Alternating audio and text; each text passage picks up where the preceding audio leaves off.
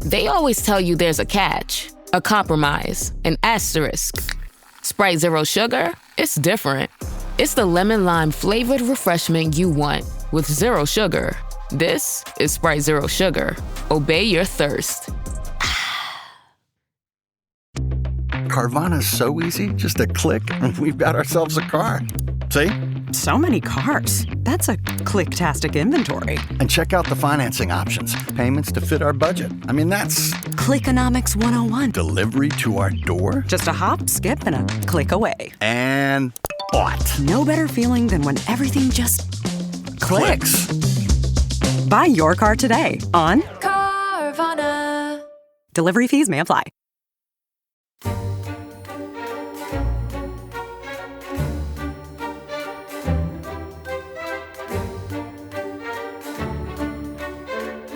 I was 11 when the war started.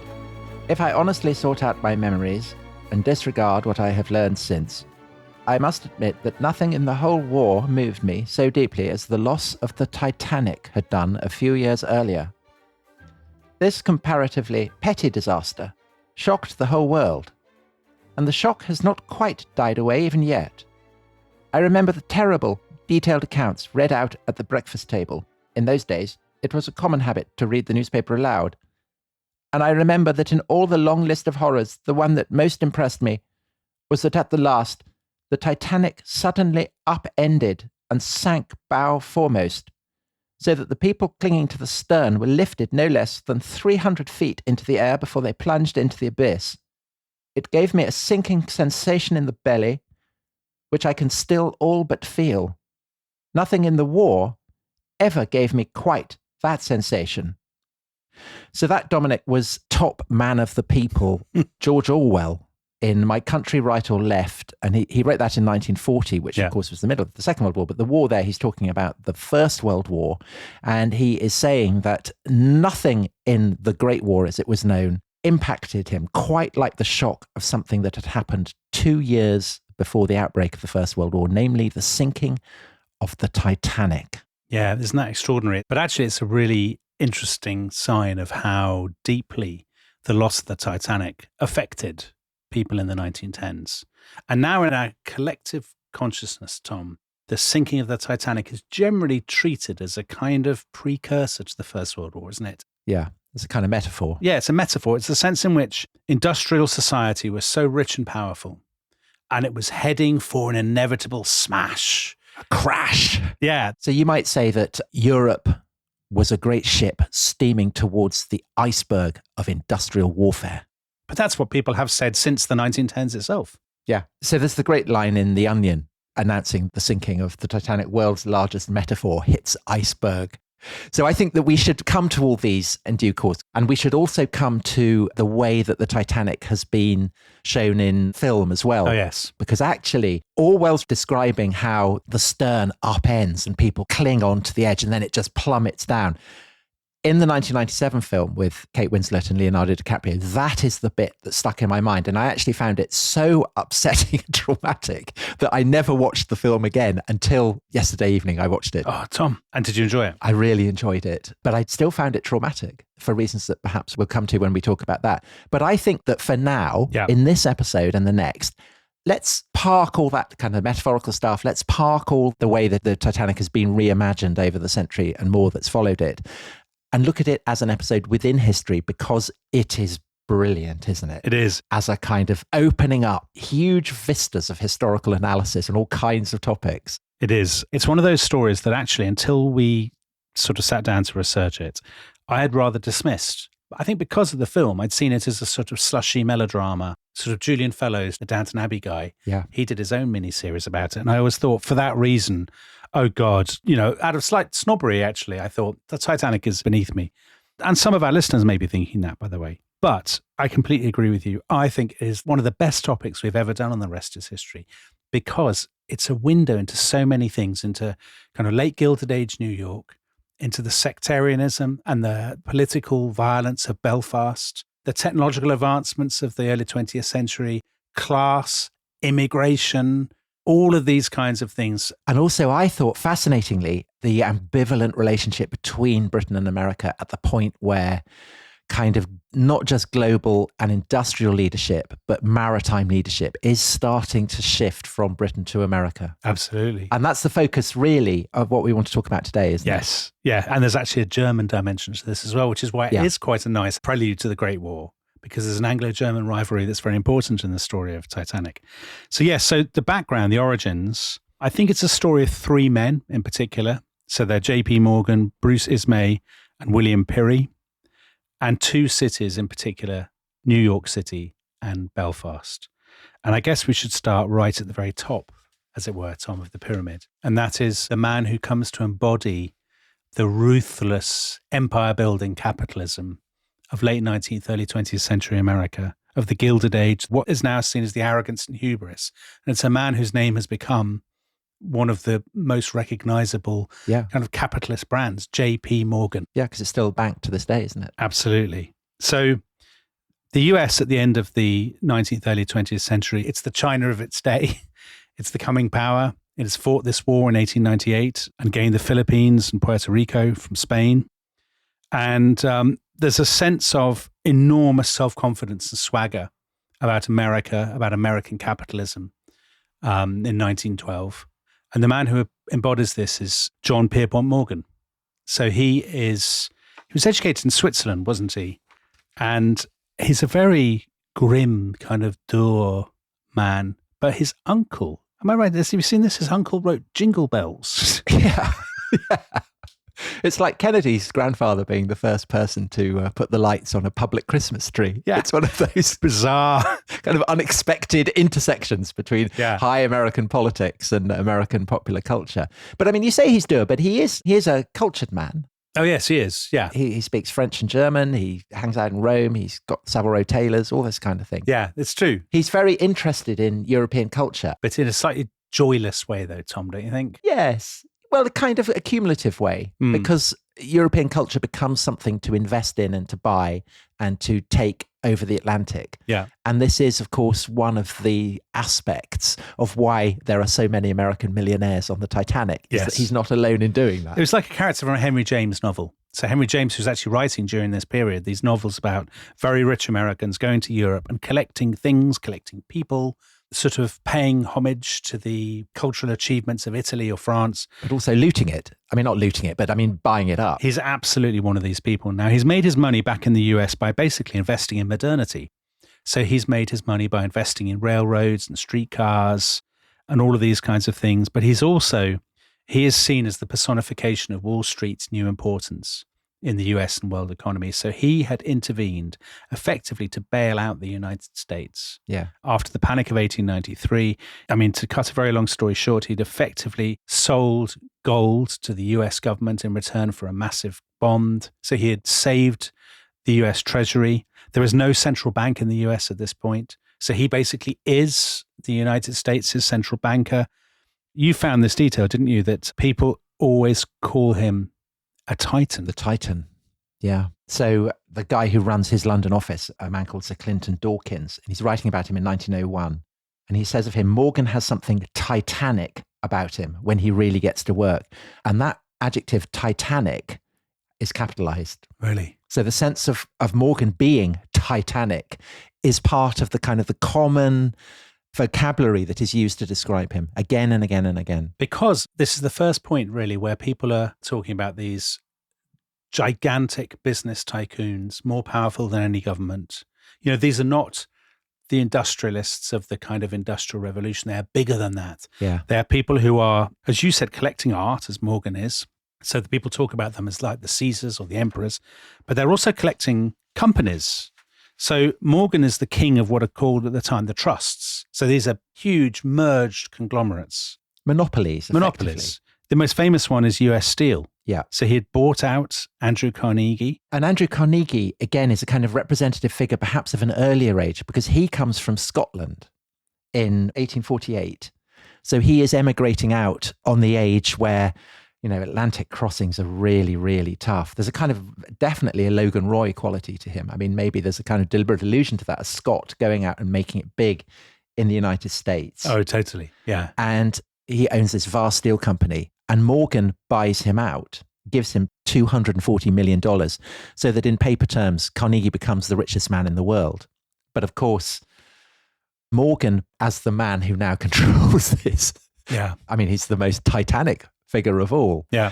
And there's another kind of intriguing figure involved in that, isn't there? In the buyout of Carnegie and the founding of US Steel, who's a man called Peter Widener, who again is a kind of archetypal Gilded Age figure. So he's from Philadelphia. He begins as a butcher's boy. He very rapidly sets up this huge chain of butcher's shops across the United States.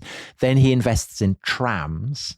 So he kicks off with the Philadelphia Traction Company, and then he gets traction companies in cities across the whole of the US. He's literally picking up traction, Tom. Yeah, he's literally picking up traction. Very good.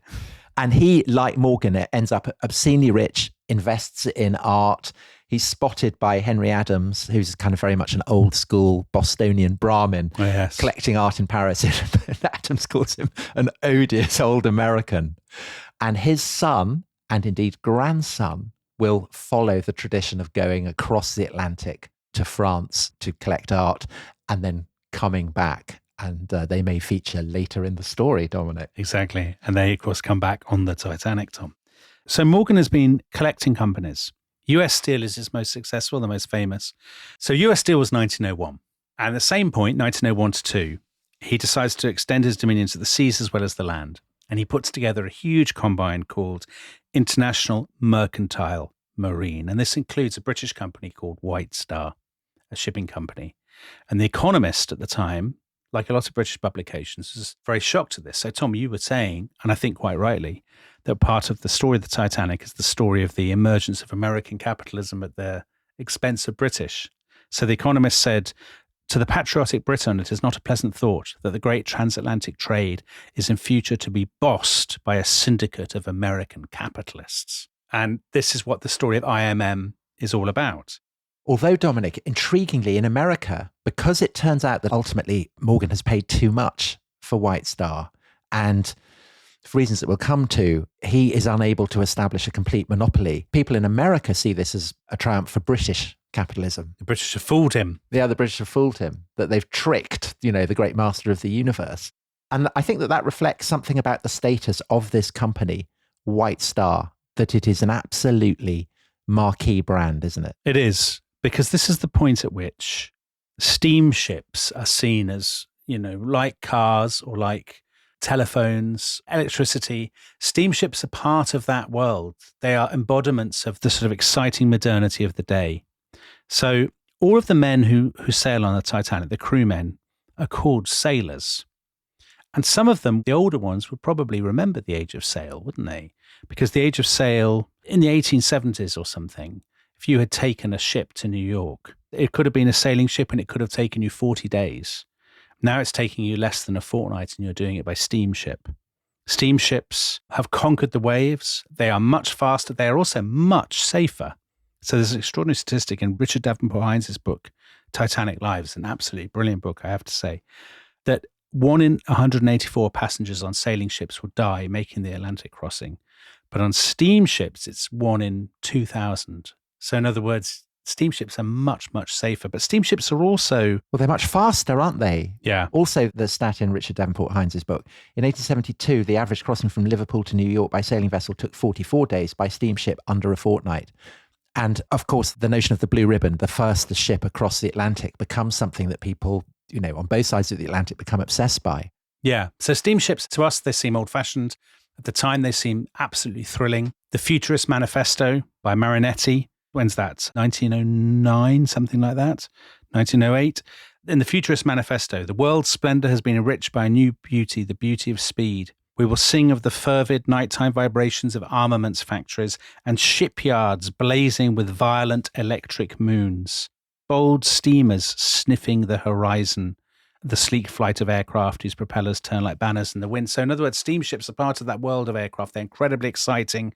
And speed itself, it's not just convenient, right? But speed itself is seen as something unbelievably ecstatic, something to be celebrated above all else by the futurists. And so do you think that, now the kind of the marker of an absolutely cutting edge economy is to have a massive tech company?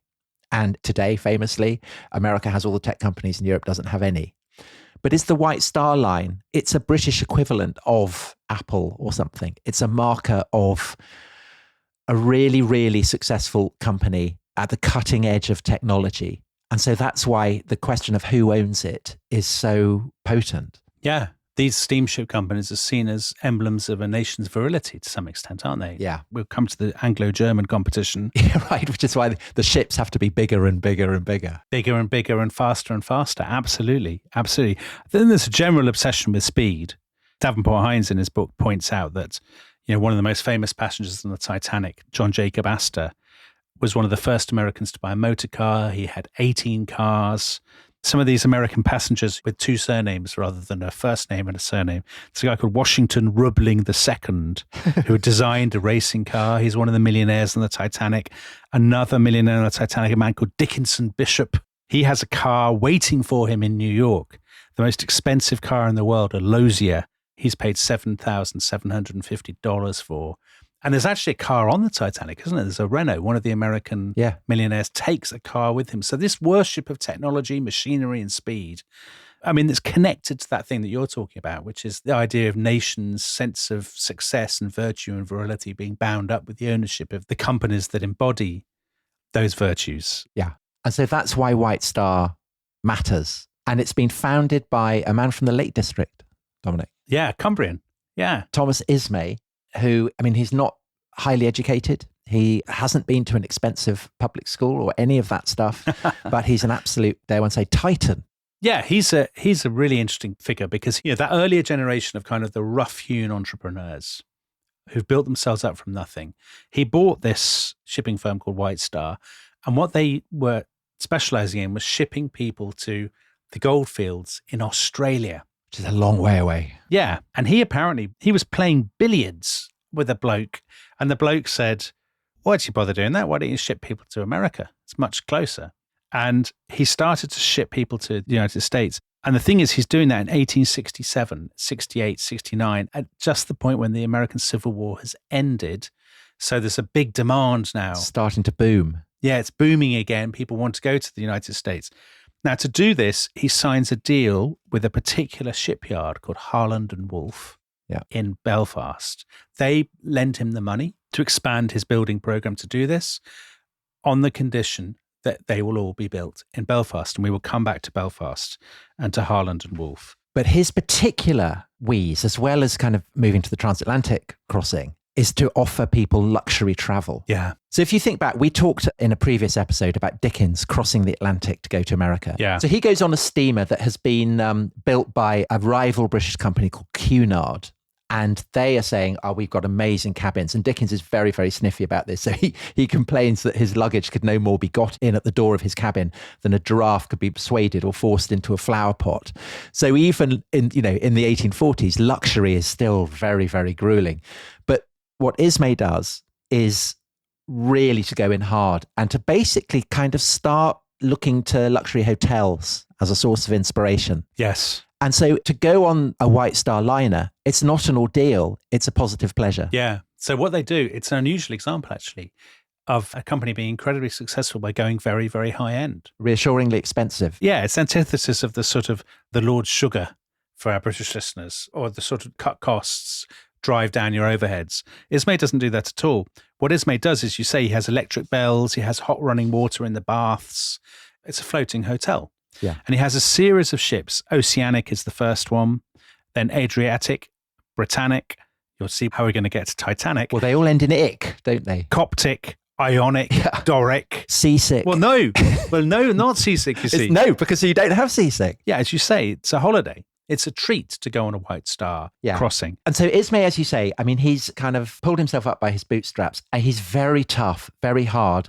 And in the 1870s, there's a particular crisis that could have derailed the entire company when in 1873, one of his steamships, the Atlantic, runs out of coal on the way to New York. Mm-hmm. They divert course to go to Halifax to pick up coal, and they end up hitting a rock. And the lifeboats are swept away, 250 lives, about a third of the people on board the ship are lost. And, it creates an enormous scandal. It could have completely derailed the company. It doesn't, because Ismay is the kind of man who's not going to be diverted by a crisis like that. Right. But Tom, that's a reminder, isn't it, that it is a floating hotel. These are holidays for some people, not for most people, arrogance, but still that hint of danger in the Atlantic crossing, isn't there? It's not entirely certain that your voyage will be trouble-free. No, but the great thing that White Star are able to do is to convince people basically that you can go on it. It will be like a hotel and all risk of danger has effectively gone. Yeah. And this is obviously a massive boom area of development because essentially you can build bigger and bigger ships and you can make them more and more luxurious. And this is why it's a really good business to be in. And so Ismay, looking ahead to the future, he wants to establish a dynasty. He has 3 sons. Of these 3 sons, only one develops an interest in the sea. And this is his middle son, Bruce. And Bruce, on one level, is a classic example of what happens when British industrialists become very rich. They send their children to private schools where basically the sons are taught to be ashamed of their parents for having the wrong accent. Yes. Yeah. Which is what happens. But at the same time, Daddy is not interested really in the airs and graces that his young son has been taught. I mean, it's purely a marker of status that he can send him off to private school. What he really wants is a guy who is going to be effective at running the company. And so that is what Bruce does. The other 2 sons go off and become members of the landed gentry.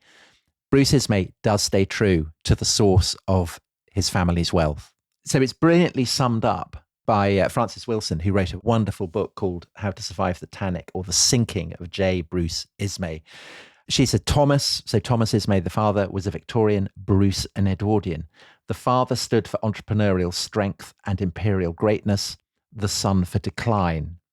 And maybe with the kind of symbolic resonance that shadows the whole of this story, Thomas Ismay dies 1 year before the death of Queen Victoria. It's not just a British event of note, it has international resonance. The Kaiser sends a telegram of condolence to Ismay's widow. All the flags in Liverpool are hung at half-mast. And Bruce Ismay takes over. And the first thing he does, Dominic, is to sell the company to J. Pierpont Morgan. So there's a real succession element to this, isn't there? You mentioned the Logan Roy comparison. So for people who haven't seen it, Succession is the great TV series modeled on the Murdoch family. And in that series, there's this sort of ferocious Scottish self-made man played by Brian Cox, and then his sort of feckless sons and daughter who are competing to replace him, who are never going to be as good, never going to be as hungry because they've been reared amidst wealth. That's the story of Bruce Ismay, because he'd gone to Harrow, hadn't he? He is going to travel on the Titanic. He is a very tall man. He's very polished. A droopy moustache. He's polite. He's the quintessence of a gentleman. I mean, that's what Thomas Ismay wanted. Also, he is going to survive the Titanic. Yeah. And this will make him notorious. But just for now, Dominic, why does he want to sell the company? Well, basically, because Morgan has deeper pockets than anyone in the world and is offering him an obscene amount of money for it. Yes. So we talked about the foundation of IMM. Morgan basically pays him 10 times the value of White Star's earnings, plus a premium of $7 million in cash. Yeah. So he ends up buying it for $35 million. Now, there's a bit of a fudge, isn't there? Because the ships will still have a British flag. They'll still have British crews. And Ismay, as part of the deal, will carry on running White Star within the IMM combine. So that's why he does it. But it's very like kind of anxieties in Britain at the moment about tech companies kind of listing themselves on the New York Stock Exchange rather than in London. There's that kind of feeling that prestige companies, cutting edge companies are being taken over by the might of American capitalism. And an additional anxiety is that ships are needed to transport troops. So Thomas Ismay had loaned his ships to the British government during the Boer War to transport troops. And there's a real feeling of anxiety about what this might be. So the British government then lean in and they give Cunard a massive bung. So Cunard is the rival British company, effectively to compete with this would-be monopoly that Morgan is setting up. And because Morgan cannot buy Cunard, it means that he doesn't actually establish a monopoly. Yeah. And so therefore, he is embroiled in exactly the kind of competition that he didn't want to have. Yes, because the whole point with all of these American capitalists at the beginning of the 1900s is, as you say, to establish complete market dominance and then to basically fix the prices to suit themselves. He can't do this, partly because the British government is sponsoring Cunard as a competitor, but also because, Tom, some other people have entered the story. The Germans. The Germans. So the Germans have turned up, and they have two big companies. One is called Hamburg America, and the other is Norddeutsche Lloyd. And of course, the story of the 1890s, 1900s is one of tremendous German growth in all kinds of areas, science, engineering, and so on. Shipbuilding is one of these things. So that at this point, 1903, which is the first full year of the existence of IMM and the existence of White Star under Pierpont Morgan's banner, the 4 fastest ships in the world are all German. And they all have these very Germanic patriotic names. Imperator, Vaterland, Bismarck. Yes. So White Star had always been the company that set the standard for luxury. But Hamburg America in 1903 have a ship called America that has been designed by the people who designed the Ritz-Carlton hotels in London. And they have Ritz-Carlton standards. And this is beyond anything that White Star have ever done.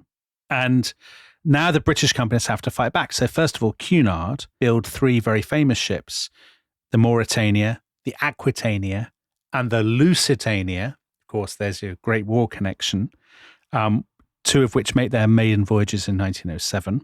That, of course, then puts greater pressure on Morgan and his combine. Yeah. So Clinton Dawkins, who we mentioned, the guy who describes him as Titanic, I mean, he says, what threatens to swamp us is this monstrous indebtedness for shipbuilding. And I don't feel satisfied that we're not putting more big ships into the Atlantic than it can bear. So there is massive overcapacity in the shipping, but they have no choice but to compete with Cunard and with the German firms.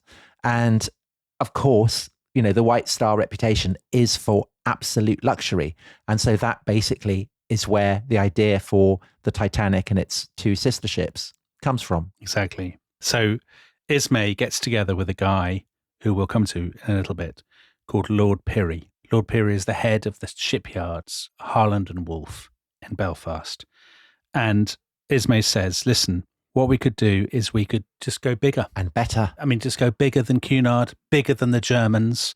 And again, let's think about 3 ships, and they're going to call them the Olympic, the Britannic, and the Titanic. And these 3 ships will allow us to recapture the momentum and the reputation which we need to justify our existence as part of the J.B. Morgan business empire that has been created. And that effectively, Tom, I mean, these are the origins of the Titanic, the financial world of the 1900s, the Anglo-German competition, the new Anglo-American kind of business relationship with all of its anxieties, the excitement of the age of steam and speed and technology. And also, of course, something we'll come to later on, which is the boom in emigration to the United States, because that's, of course, what's driving so much of this, that so many people want to start lives in the new world. But Dominic, this is the transatlantic context. But these ships and the Titanic, the Olympic and the Britannic have to be built somewhere.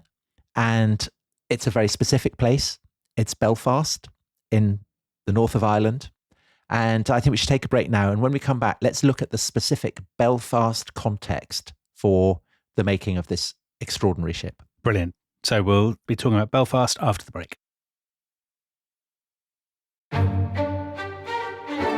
This episode is brought to you by Rocket Money. Tom, we often talk about how to organize our finances. I'm very conscious that I'm paying for a lot of mad subscriptions. And there's one thing that we've talked about often on this show. It's the thing that we probably hate more than any other, and it's a hidden fee. I would love to get my finances under control. There are all these things piling up on our bank statements, and I think I need to fix this problem. I need to sort this out and to stop this. I mean, my finances are so chaotic that I need this app. So I'll tell you what it is. It's called Rocket Money. It's a personal finance app that helps find and cancel your unwanted subscriptions. It monitors your spending and it helps to lower your bills so that you can grow your savings. With Rocket Money, you can track all of your subscriptions and you can easily cancel within the app with just a few taps, saving you time, avoiding charges. And you can also set budgets and goals and get personalized insights and regular reports to track how you're doing. They will even send you real-time alerts for large transactions, upcoming bills, refunds, and even low balances. So let Rocket Money help you reach your financial goals faster. Join at rocketmoney.com/ishistory. That's rocketmoney.com/ishistory. rocketmoney.com/ishistory. What's going on? I'm Arch Manning, Viore athlete and college quarterback. Whether I'm running, training, traveling, or just unwinding at home, I love doing it in my core shorts from Viore. With a breathable boxer brief liner, they're quick to dry, super versatile, and stand up to even my most intense training sessions. Plus, they come in 3 inseams and a ton of colors. Ready to try a pair? Go to viore.com/arch and get 20% off at checkout. I think you're going to love them as much as I do. That's viore.com/arch and get 20% off your first order. Exclusions apply. Visit the website for full terms and conditions.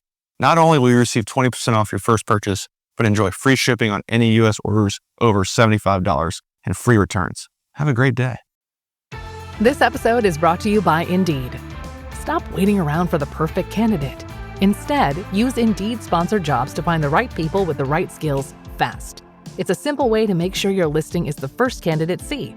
According to Indeed data, sponsored jobs have 4 times more applicants than non-sponsored jobs. So go build your dream team today with Indeed. Get a $75 sponsored job credit at Indeed.com/podcast. Terms and conditions apply.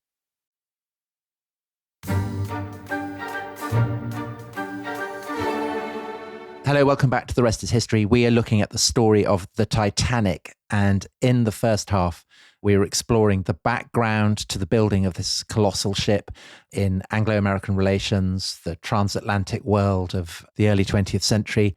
But Dominic, now we want to zoom in on a particular place, don't we? Which is Belfast. Yes. Because Belfast is where the Titanic will be built. So let's do it, Tom, as we did the first half. Let's do it through a particular character, one of the 3 individuals that are really responsible for this ship. And this is this guy called William Pirrie, the first Viscount Pirrie. So he was the person that Bruce Ismay was talking to at the end of the first half about how they were going to compete with the Germans and with Cunard. Let's build bigger and better.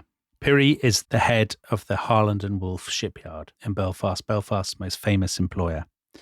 Pirrie, again, is a transatlantic character. He was born in Quebec City in 1847. His father died in New York 2 years later, and his mother brings him back. They're a family from the north of Ireland, Northern Ireland, as we would call it now, though, of course, then the state, as it were, of Northern Ireland didn't exist as a separate state.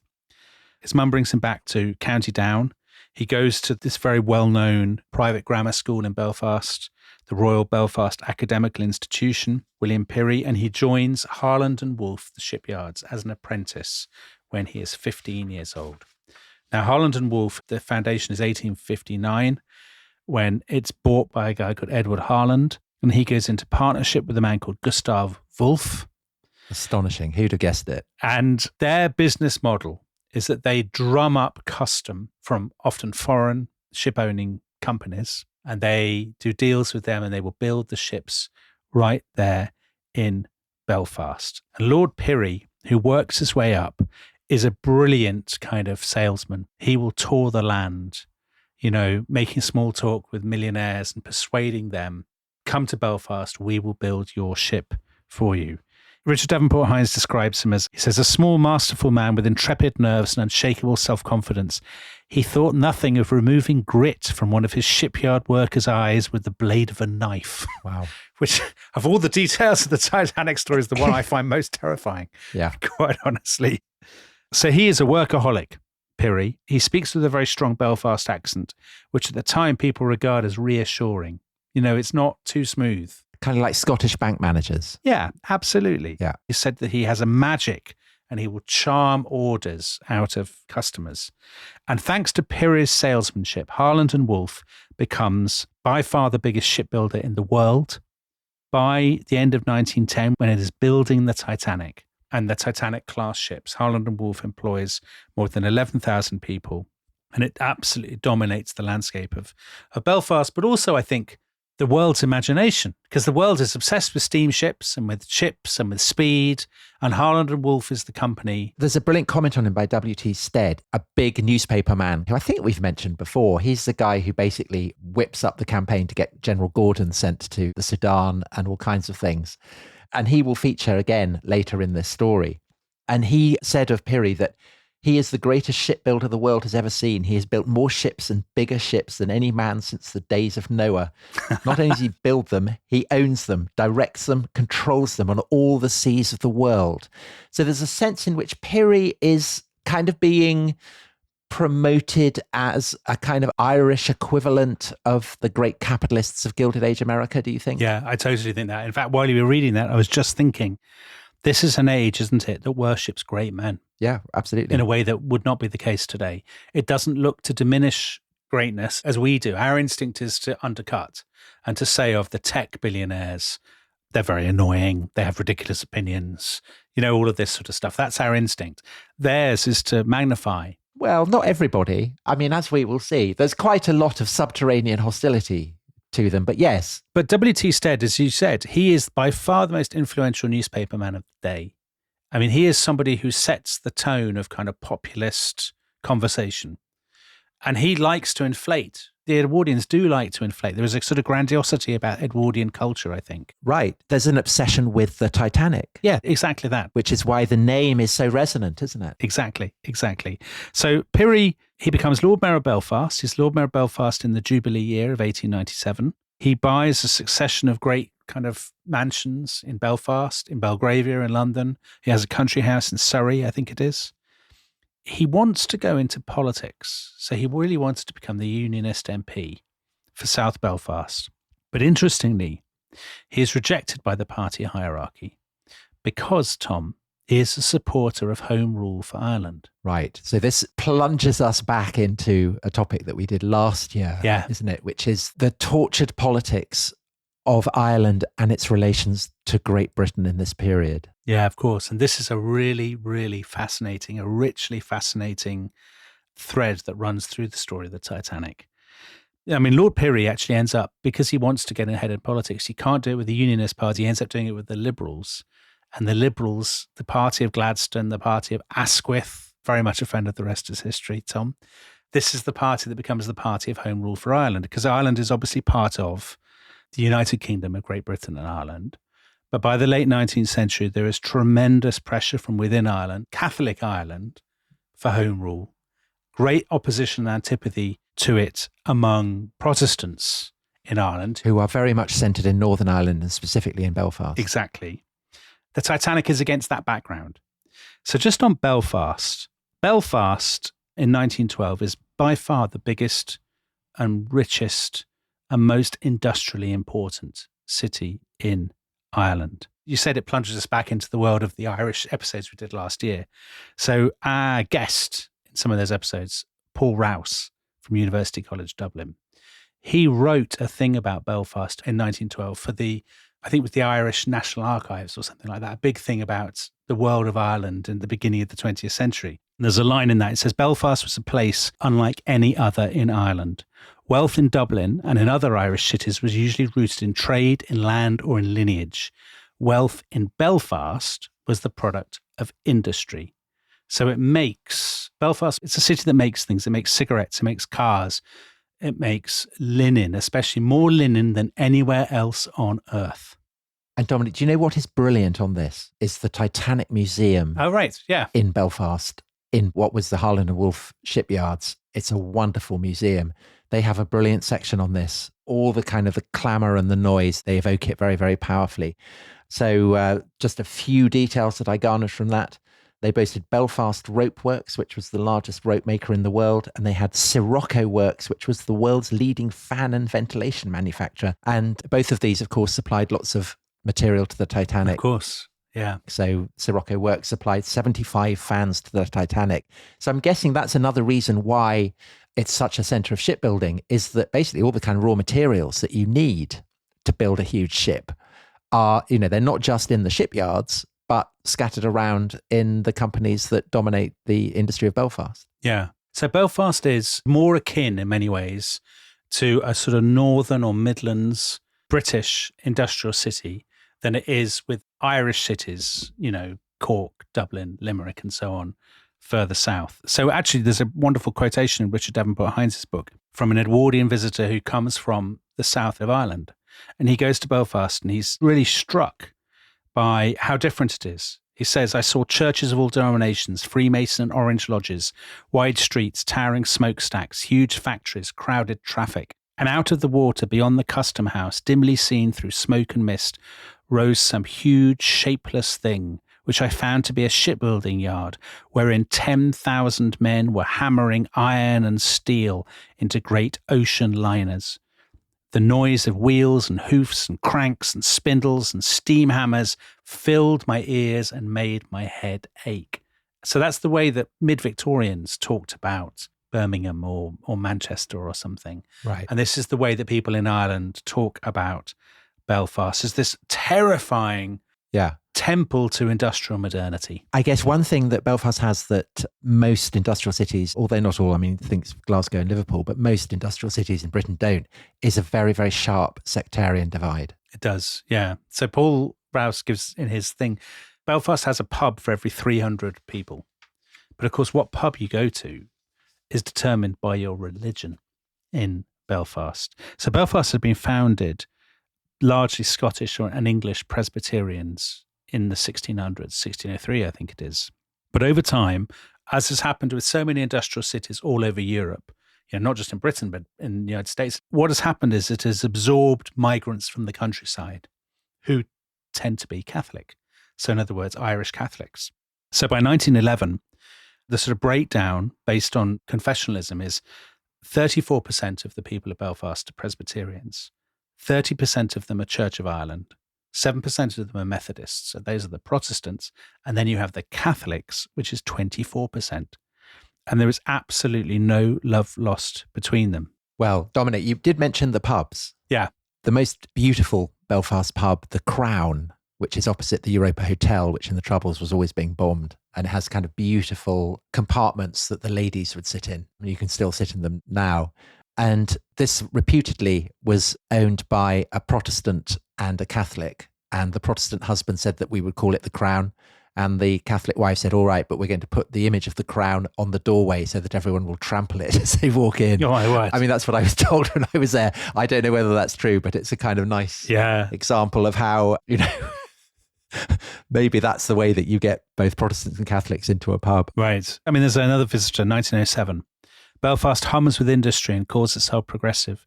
Yet underlying all this commercialism, all this thrift, all this cult of the main chance, there is a cast iron bigotry, a cruel, corroding, unfathomable, ferocious sectarian rancor. And Dominic, that ferocious sectarian rancor, I mean, that is very evident in the Harland and Wolff shipyards, isn't it? Because they are overwhelmingly Protestant, the people who work there. They are. After the Titanic had sailed, there was a story told in the House of Commons. An MP said he'd heard a story about a Catholic workman being stripped and roasted over a furnace by Protestant workers in the shipyard until other Catholics with sledgehammers piled in to rescue him, threatening to kind of smash these guys' skulls to pieces. And this story was contested. So some people said, oh, this is totally not true. This is invented. But the very fact that such stories were told tells you about the rancor, as it were. So there are riots in Belfast in 1909. There are more riots in 1911 and in 1912 as the sort of two communities turn on each other. Protestants, obviously, the overwhelming majority, they hold the levers of power, but the talk of home rule is simmering the whole time. And they are terrified that they will be absorbed into a Catholic-dominated, home rule Ireland, which is the absolute last thing they want. And so all the time, without sort of going back to some of our favourite rest is history metaphors, the temperature is rising, Tom. Yes. The lava is bubbling. It is indeed. Waiting to erupt. I mean, the shipyards do seem to have been places where casual violence was kind of expected. Because another intriguing detail that I learnt from visiting the museum was that the foremen would wear bowler hats, partly as a symbol of status, but also they would be kind of lead-lined. Like odd jobs hats. Yeah, in case, a riveter would drop something on their heads. So there were clearly class tensions as well as sectarian tensions. Yeah, of course. But I guess, the bowler hat also, I mean, it's the symbol of the Orange Order, isn't it? It's a kind of absolutely visual signifier of that. So again, the kind of class and religion is, I mean, it seems to have been a very potent factor in the shipyards that are building the Titanic. Yeah, the Orange Order, which commemorates the victory of William of Orange over James II in 1690, the triumph of Protestantism over Catholicism.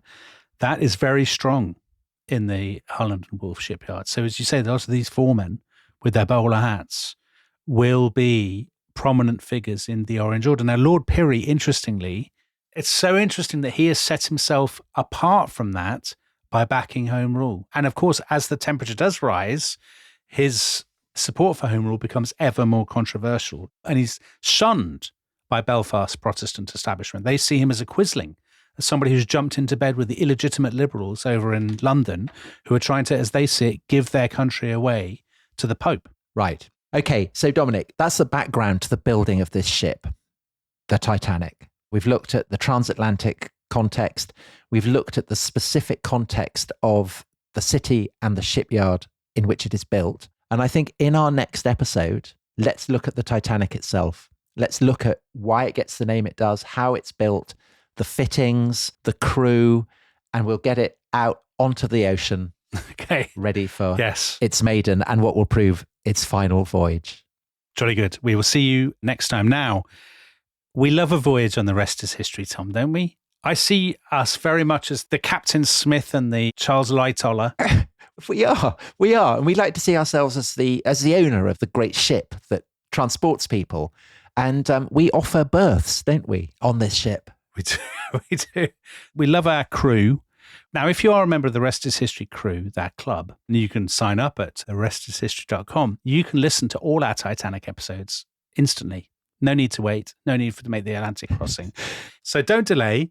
Head to that website, therestishistory.com. Lift yourselves out of steerage, and we will see you next time for the building of the Titanic. Then we'll get into the cruise, the passengers, and then, minute by minute, we will tell the story of its voyage and the unfolding disaster. Its rendezvous with an iceberg. So, on that note, bye-bye. Bye-bye.